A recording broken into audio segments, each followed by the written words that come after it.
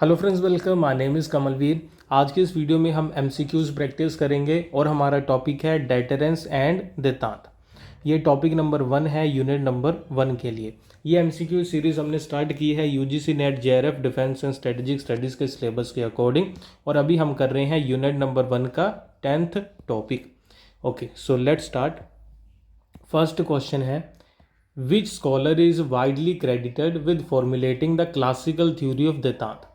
तो जो देतांत की क्लासिकल थ्योरी है, ठीक है, डेटरेंस की, जो डेटरेंस की क्लासिकल थ्योरी है, तो उसको डेवलप करने में, उसको फॉर्मुलेट करने में सबसे बड़ा क्रेडिट किसको जाता है। ठीक, डेटरेंस की क्लासिकल थ्योरी जो डेटरेंस है उसको किसने डेवलप किया, तो हम क्या कहेंगे, इमैनुअल कांट ने, निकोलो मैकाइवली, थॉमस हॉब्स या थॉमस शेलिंग। तो किसने किया है? मैकाइवली ने बुक लिखी, आपको याद होगा, प्रिंस। थॉमस हॉब्स की बुक है कौन सी, लेवियाथन, ये आपको याद ही होगा ना। तो अभी हमें बताना है कि डेटरेंस को इन चारों में से डेवलप किसने किया, किसको हम क्रेडिट दे सकते हैं। तो राइट आंसर है ऑप्शन डी, थॉमस शेलिंग। ठीक है, थॉमस शेलिंग। और साथ साथ में आप भी आंसर करने की कोशिश करना, कमेंट बॉक्स में अपना आंसर लिखते रहना। सेकंड क्वेश्चन है, एक बुक है आर्म्स एंड इन्फ्लुएंस, जो कि क्या है, a major work on deterrence was published in which year. तो बुक का नाम है आर्म्स एंड इन्फ्लुएंस। ये बुक किसके ऊपर लिखी गई है? ये डेटरेंस के बारे में ही लिखी गई है। ठीक है, ये बुक को लिखा किसने है? थॉमस शेलिंग ने लिखा है। ठीक है, ये क्या लिख दिया मैंने। ठीक है, इस बुक को थॉमस शेलिंग ने ही लिखा है, लेकिन ये पब्लिश कब हुई थी? 1960, 1966, 1972 या 1980? तो ये बुक पब्लिश कब हुई थी आपको बताना है। So right answer for this question is option B, 1966। तो ये बातें ध्यान में रखा करो कि कौन सी बुक कब पब्लिश हुई है। अभी पूछ लिया कि बुक का नाम है ऑन थर्मोन्यूक्लियर वॉर, जिसने इन्फ्लुएंस किया किसको? डेटरेंस थ्योरी को। बुक का नाम है ऑन थर्मोन्यूक्लियर वॉर, जिसने किसे इन्फ्लुएंस किया? डेटरेंस थ्योरी को।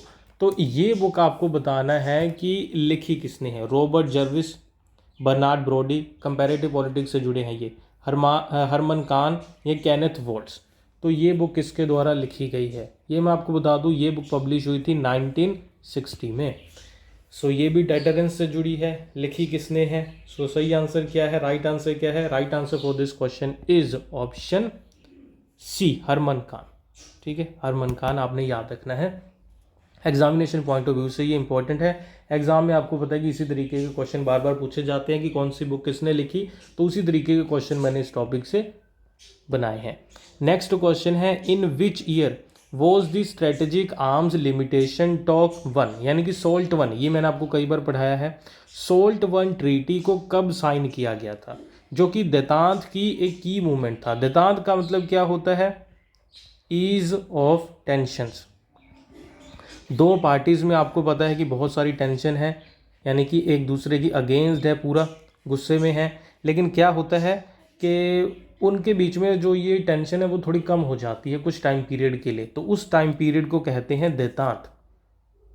ठीक है, ऐसे यूएस और यूएसएसआर के बीच में हुआ कि कुछ टाइम पीरियड 70s का ऐसा था कि दोनों के बीच में टेंशन्स कम हुई, ऑल दो कोल्ड वॉर चल रही थी, तो दोनों ने थोड़ा सा कोऑपरेट किया, गुस्सा कम हुआ, देतांत उसे कहते हैं। और सोल्ट 1 ट्रीटी के साथ देतांत का पीरियड स्टार्ट होता है। तो ये 69 में साइन हुई, 72, 1979 या 1985? तो ये कब साइन हुई थी आपको बताना है। तो सही आंसर है ऑप्शन बी, 1972। नेक्स्ट क्वेश्चन है, which concept is associated with Henry Kissinger's role in US foreign policy during the cold war. तो कोल्ड वॉर का टाइम पीरियड चल रहा है 1945 से लेके 1991 के बीच में, सॉरी। और हेनरी किसिंजर जो यूएसए में हुए हैं, उन्होंने क्या रोल प्ले किया यूएसए की फॉरेन पॉलिसी में इस टाइम पीरियड में? ठीक है, तो पहले ये समझ लो कि ये सेक्रेटरी ऑफ स्टेट रहे, यानी कि फॉरेन मिनिस्टर, यूएसए के सेक्रेटरी ऑफ स्टेट रहे फॉरेन मिनिस्टर 73 से 1977 के बीच में।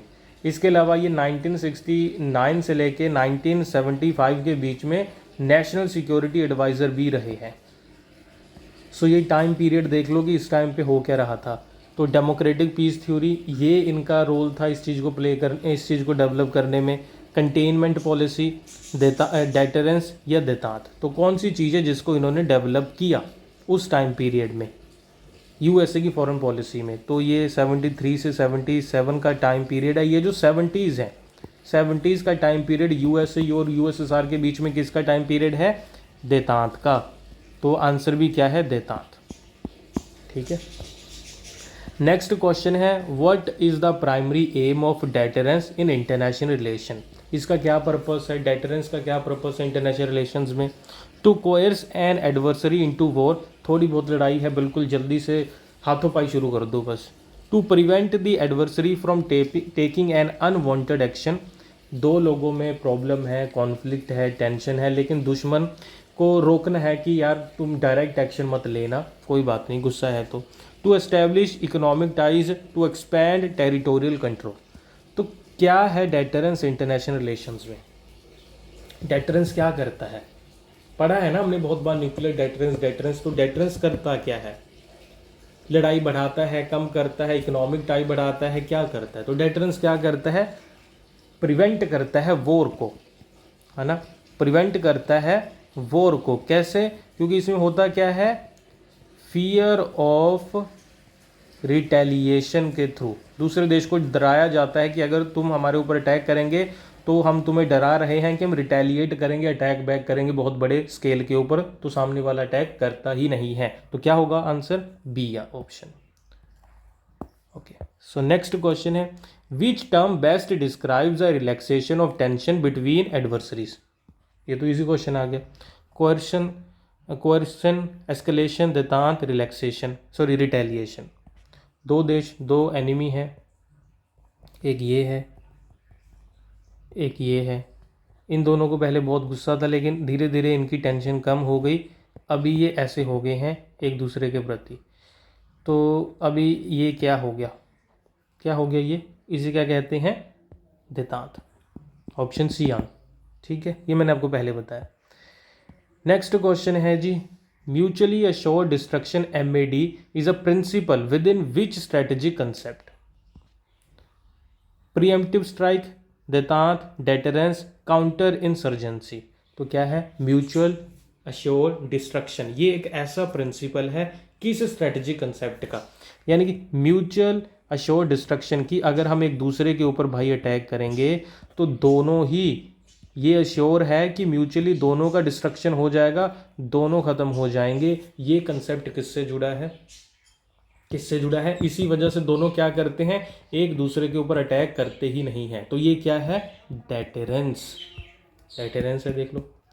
नेक्स्ट क्वेश्चन है, the concept of extended deterrence refers to which of the following? Extended deterrence का मतलब क्या है?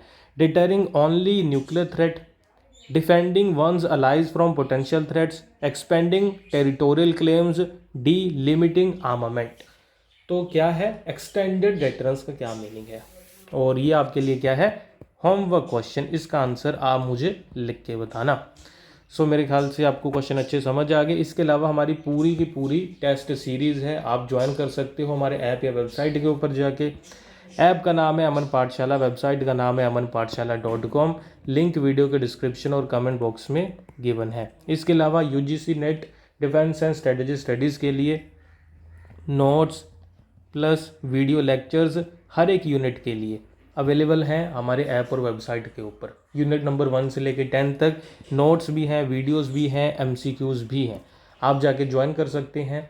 कोई भी डाउट होगा कमेंट करके मुझे पूछना है। इसके अलावा ये नंबर भी गिवन है, इस पर भी कॉन्टैक्ट कर सकते हो अगर आपको कुछ भी पूछना है, और जाके आप हमारे ये जो क्लासेस हैं उसे ज्वाइन कर सकते हो। कोई डाउट होगा लिख के पूछना। Thank you for watching. Video अच्छी लगी तो लाइक करना।